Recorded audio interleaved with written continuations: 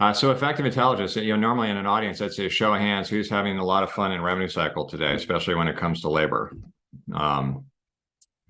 A couple of things that I want to start with is I like to set the reality of the world that we live in. We're all consumers of healthcare, each and every one of us in some form or fashion. So all this is impacting service to us.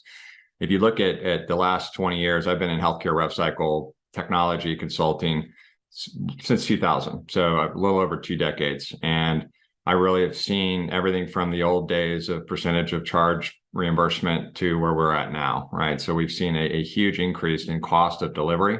That increase in cost has gone up astronomically in the last 12 months and will continue to go up, right? And then you've seen this massive reduction in reimbursement.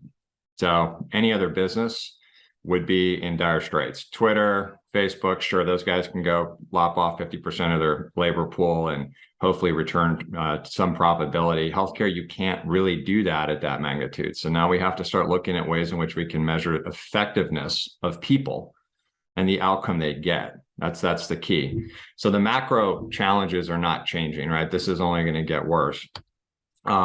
Prices, this is the other thing that blows my mind is every other industry out there, we're paying a lot more money for today. Gasoline, food, dining out, air travel, lodging, right? They're just increasing their price, pushing it to the consumer. However, we can't do that in healthcare. Most of our contracts are fixed. I don't think the big for-profit commercial insurance plans are going to start paying you more money because they feel bad for you. It's not happening. Medicare is already starting to talk about major cost cuts next year. So life is not good if you're delivering healthcare services, right? The other thing I want to frame up is I call these the negative factors that are already crushing your profit margin that you have zero control over. And I think this is a meeting with a bunch of orthopedic surgeons last week. And I started with this slide. And of course, I got halfway through the bullets and all of a sudden I saw a lot of perseveration on the faces. But if you really think of the rising costs of labor, clinical and administrative, but you also look at the increase in supply chain costs that you're spending now, right? Those companies are increasing their price. You're paying for it to deliver the same service you were, over the past X amount of years. But then there's the high staff turnover and cost of training. So if you're in a larger organization where you're having to hire, fire, people are leaving, right? Our HR director here at MedEvolve made a good comment months ago that said people are really looking for jobs, not careers anymore, right? So how do we establish more of a career? People that actually want to be here, they want to do a good job.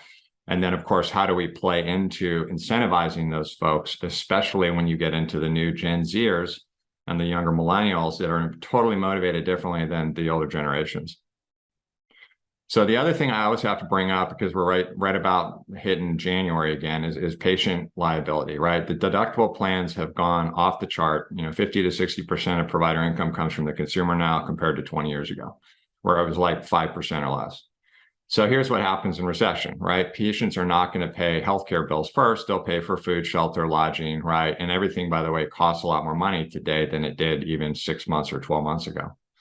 So you think about your first quarter of next year, you're going to have pressure on reimbursement, and not just from the insurance companies, but major pressure from the patients. Some patients may pay you, but they'll need a longer extended payment plan. So you're not going to get 100% upfront.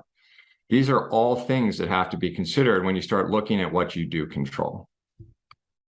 So where are the gaps right now? The big gap I've seen over 20 years, and it didn't really come to a complete clarity for me until this recent 6 to 12 months, where now you actually have a real problem with managing the labor force, is that your PM systems were never set up, and they never will be set up to measure the effectiveness of the employee work effort.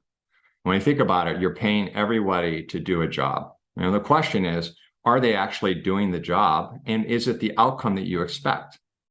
Those are simple questions. They're impossible to answer with any PM system on the market. So think about the PM you're on. They can't answer that question for you, right? So we have to upgrade our PMs. We have to upgrade it into an ecosystem that allows you to track and measure everything, every unit of work that goes into getting your claims paid, every touch, every single touch from every single person, right? And those are something that is going to be really, really important as we look at maintaining some margin. What I told these doctors last week was your income's down 15 to 20% next week or next year. That's a guarantee, and that sucks. You're also paying 10 to 15% more to live your life. So you're really out 30%. Let's just call it 30, 35%. That's really painful for anybody, right? What if you could get 5 to 10% of that back by having a very lean and effective workforce and getting the net collection rate to benchmark, right? That's what we do control. But we have to look across the entire revenue cycle. I'm always amazed at how we have so much focus on the EMR, and yet who gets left behind is it's the transactional teams that are actually getting you paid for the service you deliver. Why is that? For the last 20 years, I guess that was okay, but now it's not. Right? The conversations I had in Boston, the conversations I'm having at other shows I speak with are way different the last 6 months than they've ever been. It's a level of disparity that, there aren't going to be any more bonuses coming, right? Our income is going to go down, right? Do we need to close our doors? We wanted to invest in an ASC, but we can't do that now. We wanted to buy a new MRI machine. We can't do that now. Start thinking about the impact of the clinic. So what do you control? You control your labor, but you got to have the technology that sits on top of a PM system that actually tells you who's effective and who's not.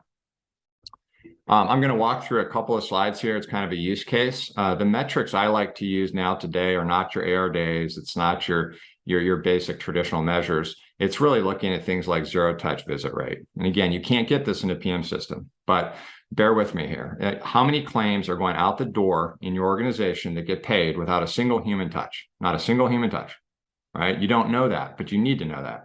Because if only 45% are going out the door and only 40.5% there highlighted of United Healthcare are getting out the door and getting paid without a human, then look to the right. That's where all your people are spending their time. And look at denied visits. 50% work effort going into overturning denials. That's a problem. Let's talk about at-risk AR, right? So what happens, United Healthcare, you've got only 40.5% going out without a human touch getting paid. You're only collecting 55% right now in open AR. You should be at 100, but you're only at 55, right? Your exhausted visits, claims that keep getting touched, right? Why can't we answer this question with a PM system? How many claims are getting touched with no financial outcome? Why do they keep getting touched? Is it a training issue with staff? Is it a payer issue? What's the deal? And then look at-risk AR, right? That's another big thing, is what is actually at risk for timely filing. And then most importantly, work effort. This is an algorithm that we designed that says, look at how much work you're putting into United Healthcare, and you're not even close to some of the other payers in terms of performance. So let's look at United Healthcare. Let's look at the processes that go into that piece, right? Looking at net collection rate, closed balance. Some of you may know your closed balance NCR, most probably don't, right? Your closed balance NCR should be 98%. If you bill $1 and you expect 98 cents back, that's what you should get. Most organizations don't get anywhere close to that, right? In this scenario right here, United Healthcare is at 88.7%. Your 9 cents, 9.3 cents is off the table for every dollar you bill for United Healthcare's patients. That's crazy, right? You're paying 15% more for labor, for supplies, your reimbursements are going down naturally, and now you're losing 9 cents on the dollar also. It's going to impact margin. And then we start looking at the why, right? Why are we seeing those denials? So much work was put in denials. Look at the first one right there. That is scary. Additional info requested. If you're not getting to that AR, then you will have timely filing statutes, right? And then look at the next three down there. I mean, coordination of benefits, auth eligibility, and registration, those are all preventable. So the folks that are doing those jobs on the front end prior to service, are they doing their job correctly or not? This data would say they're not. So again, take science, take intelligence, and start making informed decisions for your practice, but you've got to have that data at your fingertips to do so. So I think in closing, when we start to think about effective intelligence, it's really it's no longer about dashboards or analytics or big data. All of that stuff is fine, but it's about having data at your fingertips, not just for revenue cycle performance, but for labor performance. That's the key, in my opinion, to maintain some of that margin you're already going to lose next year and beyond, no matter what.